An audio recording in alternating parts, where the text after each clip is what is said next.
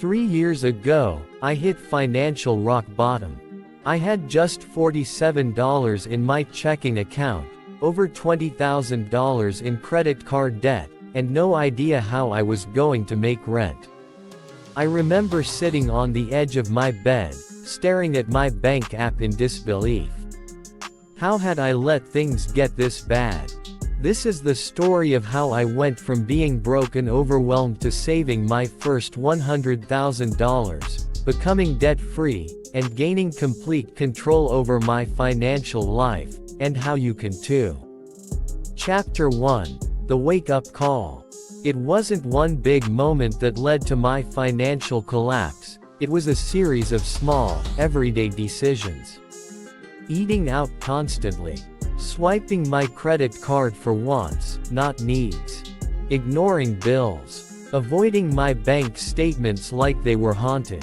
But the real wake-up call came when my card was declined at the grocery store while buying eggs and bread. I was mortified. That night, I decided something had to change. I didn't know where to start, but I knew I had to try. Chapter 2: Facing the Numbers. The first step was the hardest, facing my financial truth.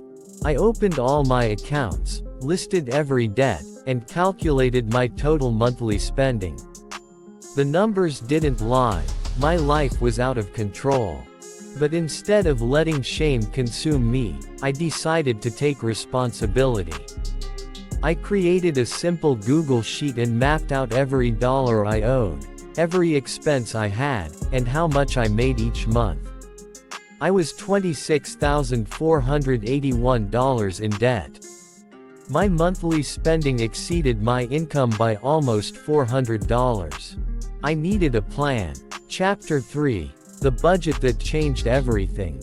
Enter the zero-based budget. I started giving every dollar a job. Rent, groceries, debt repayment, savings, and even small rewards. I used free apps like Mint and You Need a Budget (YNAB) to track every transaction. I cut out all unnecessary expenses. No more daily lattes or impulse Amazon buys. I meal prepped like my life depended on it, canceled unused subscriptions, and picked up weekend gigs delivering groceries. Suddenly, I started to see progress. Chapter 4: The Side Hustle. To accelerate my journey, I knew I had to increase my income. I taught myself freelance writing and landed my first gig on Upwork for $25. It wasn't much, but it proved I could earn outside my 9-to-5.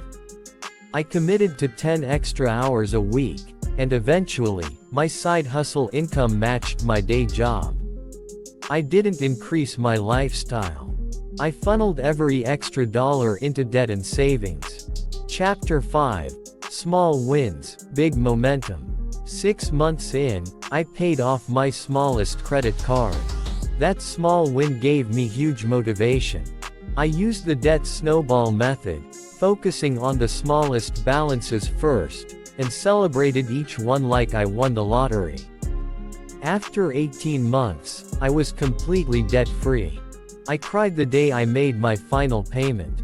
Not out of sadness, but relief. I felt like I finally had control over my life again. Chapter 6: Building Wealth $1 at a Time. Once debt was behind me, I focused on building an emergency fund, 3 months of expenses, then 6. I opened a high-yield savings account and an IRA. I automated 20% of every paycheck into savings and investments. I learned about index funds, compound interest, and financial independence. Every dollar became a building block for my future. Chapter 7: Looking Back, Moving Forward. Today, my net worth is over $100,000. I have zero debt, a healthy emergency fund, and investments that grow while I sleep. But more than the numbers, I have peace of mind. The journey wasn't easy. I made mistakes. I stumbled. But I kept going. And that's the biggest lesson I want to share. You don't have to be perfect.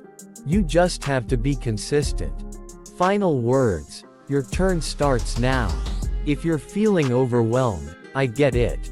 But trust me, your current financial situation doesn't define you.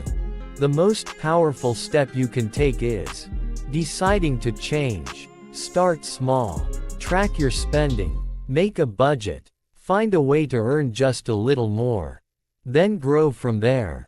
It won't happen overnight, but every small decision you make in the right direction will change your life. If I can go from $47 in the bank to financial freedom, you can too.